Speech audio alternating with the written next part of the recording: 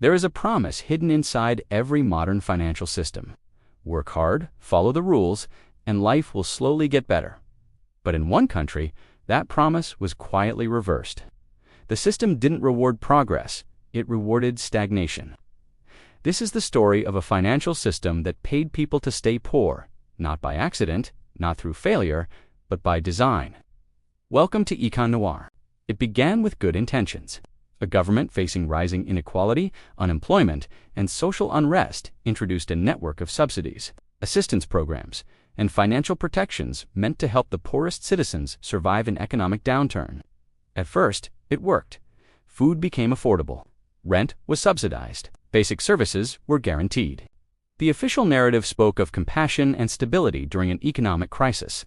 But hidden beneath the surface of this financial system was a dangerous condition. The moment people earned slightly more, they lost everything. A better job meant losing housing support. Extra income meant losing health care. Small success triggered financial punishment. For millions, poverty became the safest financial position. Economists call this a poverty trap. But for those living inside it, it felt like a silent contract. Stay poor, and you survive. Try to escape, and the system pushes you back down. Over time, behavior changed. People stopped seeking promotions.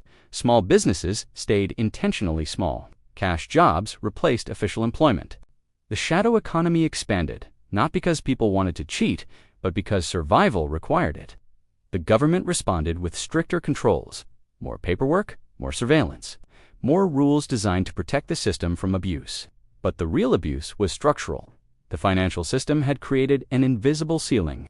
Above it, life became unaffordable. Below it, life remained barely possible. And then something darker happened. Politicians discovered that dependency was predictable. A population dependent on assistance was easier to manage than a population demanding opportunity. Budgets grew, agencies expanded. Entire careers were built around maintaining poverty instead of eliminating it. From the outside, international observers praised the country's social safety net. Statistics showed reduced extreme hardship, but what the numbers didn't show was movement. No upward mobility, no escape, just stability inside stagnation. This wasn't an economic collapse.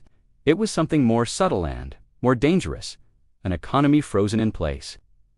Generations grew up learning the same lesson. Ambition was risky, and success came with penalties. When inflation eventually rose and public budgets tightened, the system turned hostile. Benefits were reduced. Assistance arrived late, and those who had never been allowed to build savings had nothing to fall back on. The financial system that once promised protection became a mechanism of control. Years later, policymakers admitted the truth in private reports. The system had discouraged work, punished progress, and locked millions into permanent dependency. But by then, dismantling it meant political suicide. Too many institutions relied on it. Too many incentives were aligned to keep it alive. This is the dark side of economics, rarely discussed. A system doesn't have to collapse to fail its people. It only has to remove the path forward.